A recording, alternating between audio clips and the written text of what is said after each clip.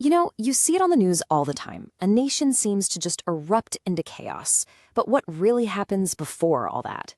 Today, we're going to dig into the anatomy of a national fracture to find the one crucial element that has to break first. All right, let's jump right in. Picture this. It's late 2025 in Iran. All of a sudden, protests seem to pop up out of nowhere, spreading like wildfire across the country. But here's the thing. These explosions are never really spontaneous. The real question isn't when the protests kicked off, but what had to break first to even make them possible. Because these things never just happen out of the blue. They're the final, loud result of a very long, very slow process that's been happening just under the surface. So to find the real cause, we have to look past the noisy headlines and find that first silent crack in the foundation. And that first crack, well, it wasn't political. Not at the start, anyway. It was something much more personal, rooted in the slow, grinding reality of everyday economics. The unrest didn't start with big political slogans being shouted in the streets. No, it began with something way more fundamental: the price of bread, of gas, of medicine. For years, as the currency got weaker and inflation just kept climbing, this wasn't some abstract economic report. It was the harsh reality people were facing every single day at the market. This is what we call the squeeze. It's a simple, brutal equation. You see, while family income was staying pretty much flat, the cost of all the basics, we're talking food, fuel, all the essentials, it just kept going up and up. For so many families, the math it stopped working. And you gotta understand, this wasn't some sudden crash. It was this relentless, slow erosion of stability.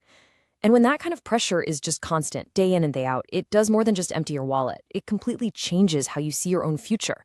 It destroys the belief that things are ever gonna get better.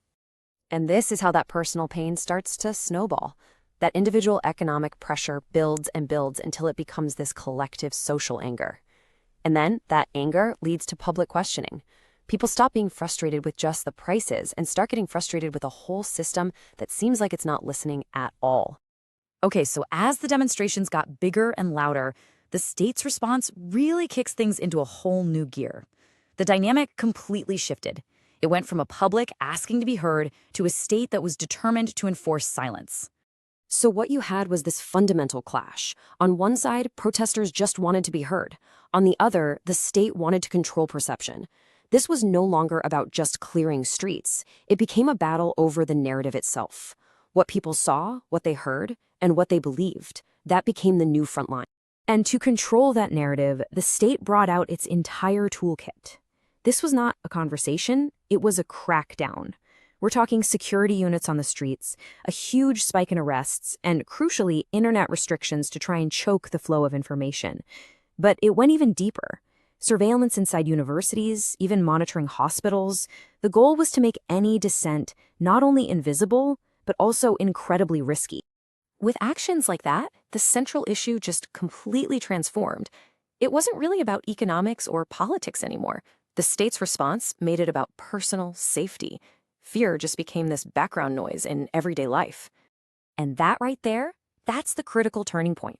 Because when the very institutions that are supposed to provide security become the source of your fear, a really fundamental bond between the people and the state just snaps. Which, of course, brings us right back to our original mystery. We've looked at the economic pressure, the public anger, and the forceful response. So now, with all the pieces on the table, I think we can finally identify that core fracture. So, after all of that, what do you think it was? What was the very first thing to break? Well, your first guess might be public order. I mean, it's the most visible symptom, right? But that's not the cause. The chaos you see on the streets is just a consequence of something that had already broken a long, long time before. And it wasn't authority either. I mean, think about it. The structures of power, the government institutions, they all still existed. They could definitely still use force. What had vanished wasn't their power, but the public's belief in that power. The first thing to break was trust. And let's be really clear about what we mean by trust. It's not just some vague feeling. It's the concrete belief that your sacrifices are temporary. It's the belief that your institutions will actually listen to you. And it's the belief that the future is at least somewhat predictable. That's the social contract. And that is what broke. Because once that trust disappears, a system is backed into a corner. It can't rely on goodwill or legitimacy anymore. It has to rely on force. And this isn't just a story about one country. This is a universal pattern that we've seen again and again throughout history. The pattern is tragically predictable. It starts with economic pressure. That pressure is met with institutional silence. That silence then fuels public frustration. And finally, force is brought in to replace the trust that has been completely lost. So here's the biggest takeaway from all of this. The most significant events, the ones that change everything, they often begin silently. Long before a single person steps into the street to protest, something invisible but absolutely essential has already collapsed. And that invisible collapse is almost always the same. It's the first, it's the deepest, and it's the most difficult fracture to ever repair. It's the loss of trust. Which leaves us with a pretty sobering question, doesn't it?